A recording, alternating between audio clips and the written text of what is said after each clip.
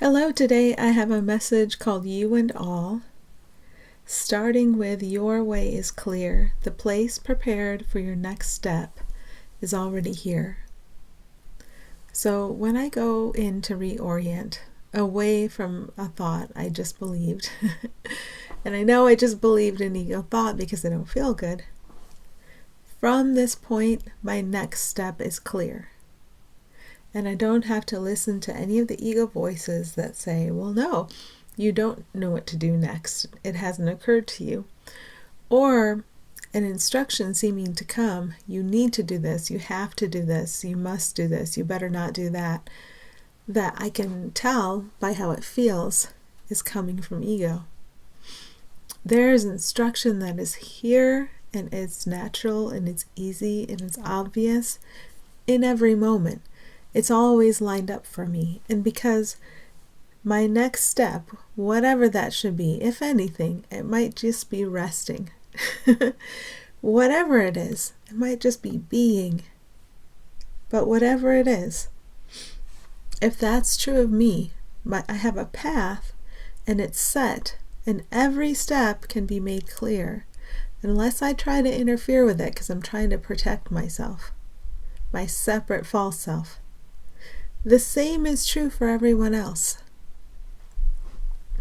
And when I can stop and think of everyone being served in this way, everyone having a clear path in front of them, everyone having access to thoughts that make things obvious, natural, and easy, this way of sharing with everyone really brings, it's very beautiful. It's like an outgoing wave, extending love, right? And what you send out comes back to you. So it makes it more obvious. We don't want to get out of ahead of the pack and perform and succeed and say, no, everybody follow me so I can be the special someone who shows you. It's more like as we become aware of every gift that's present for us, of course it's present for everyone. And seeing that unfold around us, being willing to heal everybody in the sense that you allow them to appear healed in front of you, in the sense that you allow them to appear happy and restored and alive in front of you, and with no sense of trouble or accusation or blame, that is returned to you. So we don't want to get ahead of anybody and prove anything about our separate self. We want to walk with everyone. And what we send out, we get back. And as we discover that for ourselves, it's like a very quick chain reaction. Everyone, mind to mind, discovers that for themselves, this ability of extending what they are, and not fear, that tries to preserve our senses of separate selves that could be ahead of or behind each other, but love, which reinforces the humility of equality. Humility in a good sense. If your ego is humbled, quiet, trained, ready to be used as a tool that spirit can use, your body, your personality, if ego's being used in this way now as a tool that spirit can be used, we can see this everywhere because everything's a mirror. So it's never about getting ahead of the pack and then because I know more showing others. Could it take a form that looks like that? Yeah, it could. Could it take an opposite form? Yeah, it could. The form doesn't matter. It really doesn't. It's about accessing this sharing point and seeing this blossoming outward of the light and the love and being willing to see a reflection of what you really are. And it's always very good news in everyone and everything and rejoicing in that. And as we rejoice, the wave comes back to us and uplifts us. And we thought we were uplifted before. Now we're uplifted even more. And then the wave of gratitude goes out. We're so grateful for all our divine siblings as they truly are, as we truly are. We are grateful for them. And it's not a false identity attempting to force itself into a shape that appears like I am grateful for this other false identity. It's like remembering your family, remembering everyone and even everything as a divine sibling and being so grateful that their identity, their shared identity with you, was never touched, never damaged. Being so grateful that not a single one of them did anything wrong or was ever harmed. And being grateful that the same is true of you, no matter what shape the fantasy seems to be taking right now, right?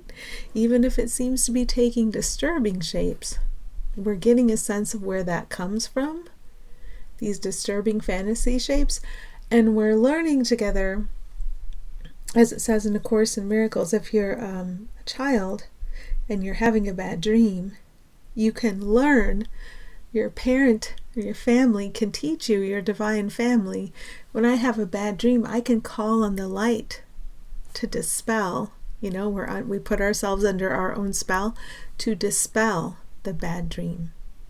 And it's very simple, because as a worthy, blessed, and beloved child of God, which everyone is, of course you can call upon the light to dispel anything. Ego is in complete disagreement with this. Ego doesn't recognize this. Ego doesn't understand this. Ego fears this, right? But this is what we are, and this is what we have. And this is what we can use as our most available, most prominent resource, calling on the light to dispel any bad dream. Okay, did I say you can follow what is most true in everyone and everything? I don't know if I did or not. I may have, and I ended up there. But let's see if it has anything else for me. Yeah, if we see that light that they are, think of the light in their heart and allowing that light to extend. If all we're doing as beings is allowing the light of everything and everyone to extend everywhere, that's our leader. Take me to your leader. It's in everyone's heart. It's the same light and the same love that's in everyone's heart right now. So when I feel confused, I can think of the omnipresent, ever-present leader that leads all of us in harmony, that's within all of us as one. We only have to look inward. And so a false identity doesn't have to lead anyone. We have a leader. We have our original leader, our creator. And we can remember our creator with happiness, knowing that even though in imagination, I'll use I language and you can apply it if it resonates. In imagination, I tried to dominate my creator, and I made, which means it's not real, I didn't create it, I made it, a show that would oppose what truly is possible. So the show of strife that I made by believing thoughts from ego, I just believed them. I didn't create anything real, I just believed thoughts about the impossible. And strife, a separate one, acting against or upon a separate other, is not possible. But I seem to have made possible an ability to believe that it is possible. So it's at the belief, it's at the root of it, where all the perception of strife is undone. The strife itself was never real, and the perception of it, the light shines away, the light corrects. When we say, yes, correct it, I've been wrong. Anytime I don't feel good, I'm wrong. The ego sent me a thought, I believed it, and now it seems real in my experience. But is it real? It is not real. Can the light come and shine it away? It can. Is it that simple? It is. But as we notice where we don't feel good during the day, we notice where we're insisting it's not possible for the light to dispel this. This is real and weighty and permanent. And my own sense of stability as a false self depends on this, whatever form of strife it is, being real and weighty and permanent. I need enemies, baby. Without someone to act against me, I have nothing to push against. And this whole sense of separateness depends on pushing against, depends on the perception of separation. And so we don't need any of that, and we never needed any of that. And it can be a very light moment to recognize that we don't need it, and it can go very easily, leaving us here with what we truly are, which is plenty. Plenty for everyone. There is no cost for the help that is here for you.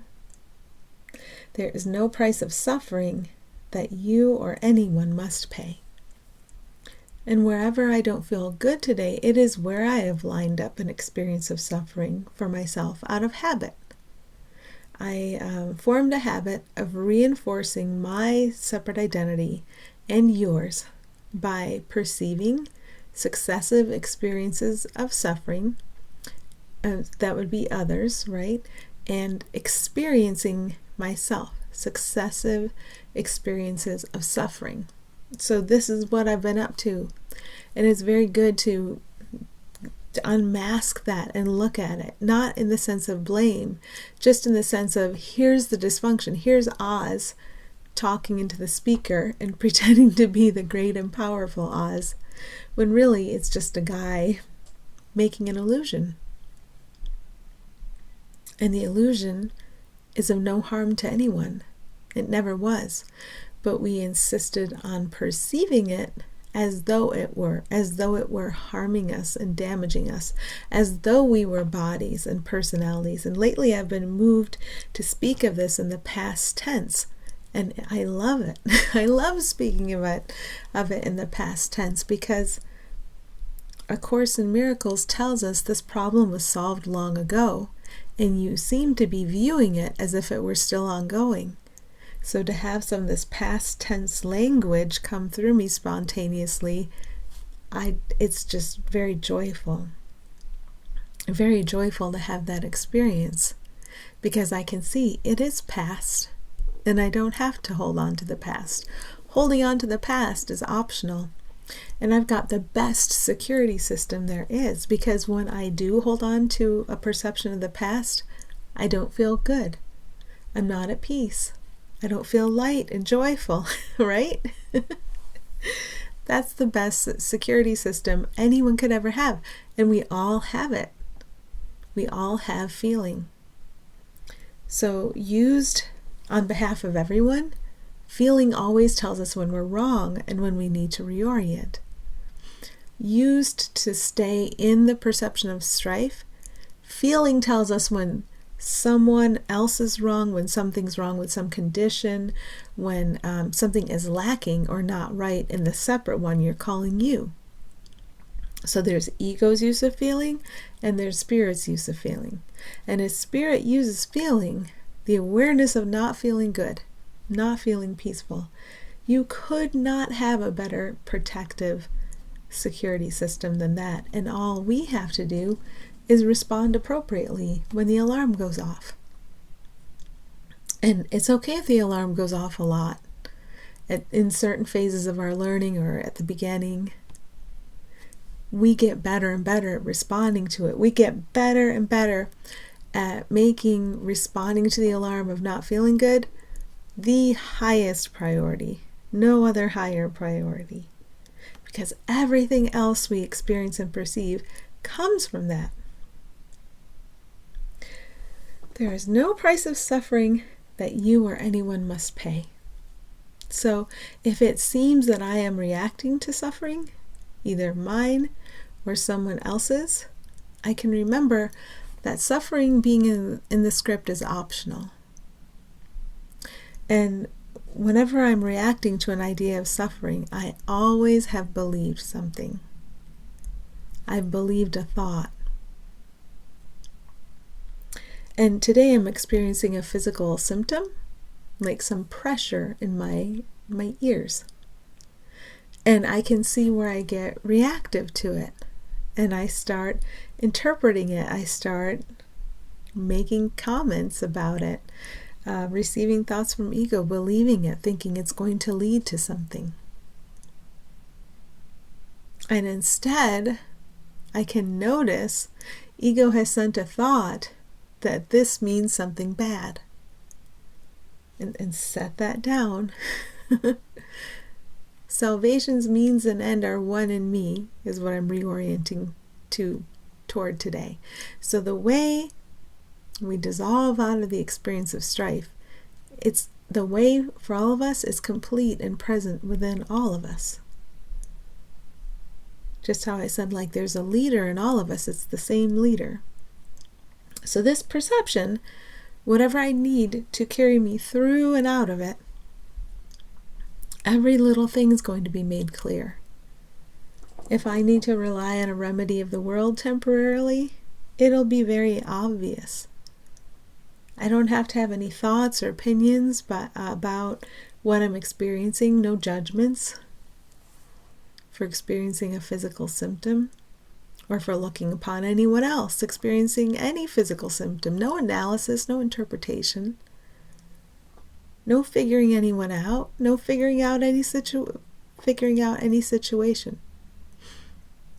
But without the effort to figure it out, inspiration can step forward and say, turn left, turn right, stand up, sit down, eat, don't eat, sleep, don't sleep. And it can become clear. It can become obvious. And if it can become obvious for me, it can become obvious for everyone, because we're all the same. So although we're still oriented towards suffering, we're being guided through and out of that orientation. And so we're in very good and safe hands. If we perceive suffering anywhere, we're oriented toward the perception of suffering, but we have so many opportunities to turn around and look toward that which has never suffered.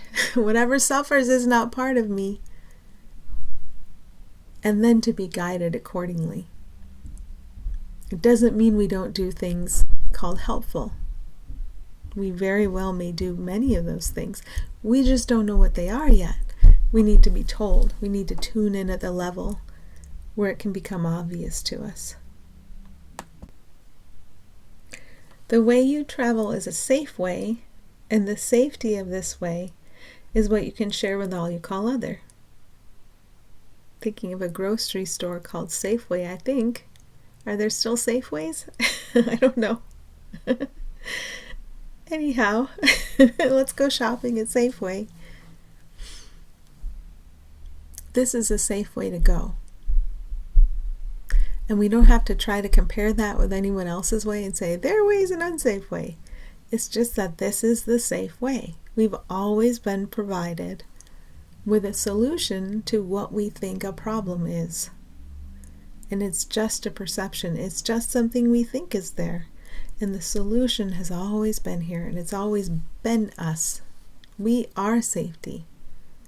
Everyone or anything you could look at in its core, if you go as far into it as you can. I'm looking at a plush animal here. If I go as far into that as I can, safety is its nature. And as I go as far into the nature of what I think I'm seeing on the surface as I can, I'm way past anything positive the ego would say about this little bear my daughter bought. Way past anything negative the ego would say. Way past any use the ego would make of it. Way past it. So the bear is safety. Not because of its outer coating or its, the fact that I think it's separate and it's a bear, but because of its nature. And if everything has the same gentle, peaceful nature under any covering I see on it, then can you see how easily it changes? How conformable it is to the harmony we all share. How every little bit of everything can be used gently and powerfully in a benign, loving, gentle power way with everyone. to help everyone and everything through any situation in which anyone perceives anyone. This power is everywhere. And that's what we stop to tune into. That's what we remember as trust. We are trust. Anyone you look at, they are trust. You are trust. You can never shake that off. The fact that you yourself are trust, you can't do anything about it. That's one area in which you're helpless. You can't not be trust. You can't not be light. You can't not be joined eternally with the true nature of everyone and everything forever. And when form puts in the hands of you, trust, form is conformable. Form conforms to the joyous, beautiful blessing that is bestowed on everyone without exception because of their deep universal innocence. And when I'm looking at the deep universal innocence shared by all, I am not looking at persons. I am not looking at separate pasts belonging to separate persons. I'm looking at the true nature of everyone and everything, naked, with all the wrapping pulled off it. And that is what is allowed to express itself. This is what we can share with everyone. And of course we want to share it because whatever we share is what comes back to us. And how we share it is what comes back to us. So this is not a threat, right? When I feel angry, I need to address it because I don't want to hurt myself or cause difficulty in my perception. It's only a perception. It's not a real thing. But perception seems powerful right now. I don't want to cause difficulty for myself or anyone else in our perception. I don't want to encourage the susceptibility to making crazy dreams, right? I want to gently and lovingly extend the power that I am. Think of unfurling your wings and extending them, stretching your arms out. That gentle, loving power as you stretch them out, that's what goes out everywhere, to everyone and everything. But it goes out in gentleness and in power together. Gentle power, benign power. It is not destructive. It nurtures what was created. What was created? You. As you are, the power you are. You as a being. Not your false identity. That was made. And whatever gets made of your false identity, it is benign and it benefits everyone. For the rest of what we experience as time and space, the limits of time and space, right? We're unlimited. We temporarily experience limits. And for the rest of our temporary experience of limits, those limits, like the separate false identity, get used in ways that benefit everyone and everything. So there's nothing to fear that way. Anything we send out with gentle, benign, huge power comes back to us, not as a punishment. When we think of something coming back at us, we might anticipate something bad, something crushing, something destructive. But it's really just that gentle, benign blessing. And so if you've been expecting punishment, this is the time to expect blessing. Because you stretched your arms out, because you unfurled your wings, and you extended them and you expressed yourself. You shared what you are. You shared the safety of what you are. Now this comes back. It's not a punishment, clearly. And so there's nothing to fear. Now, ego tells us what comes back at us is either going to be punishing or pleasurable. Pleasure or pain.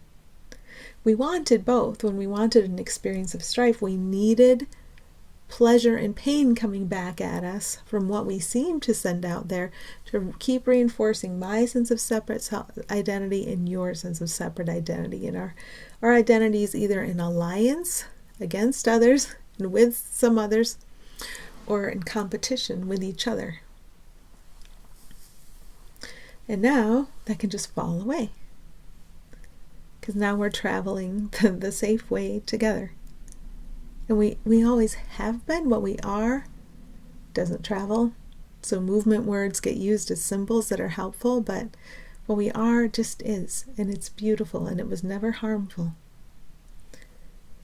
So none of this is too big for you, because you are vast, you are huge, and so is everyone. You and all are that big together. So get used to being big, huge, vast, wondrous, wonderful, blessing,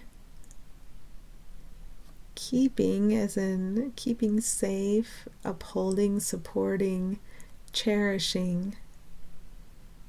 That's you. That's your identity. If that's what you are, that's what everyone is, and there aren't any exceptions. When we look out at what ego tells us about bodies, ego's still going to tell us about personalities and pasts and what bodies are up to. And that's fine. If you notice it disturbs you, you know what to do. But the truth is ready to step forward now. And why wouldn't you want to see the beautiful, uninterrupted truth about everybody? Of course you would. It makes you happy. Seeing a beautiful reflection of what you've always been, without flaw, all around you, makes you happy.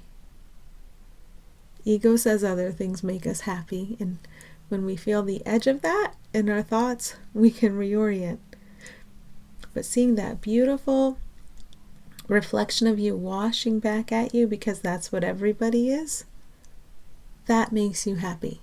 So we can want to be right, want to believe what ego says about the various separate things in time and space being positive or negative, right or wrong, or we can remember ourselves together and sigh a big sigh of relief that who we are was never damaged, never even distorted or deformed. It just is. Our perception distorts who we are together.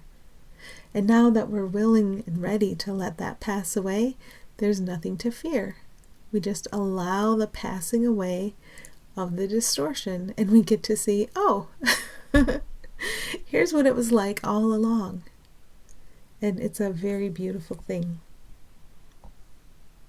Okay, I think that's everything for me. Hope this is helpful. Thank you.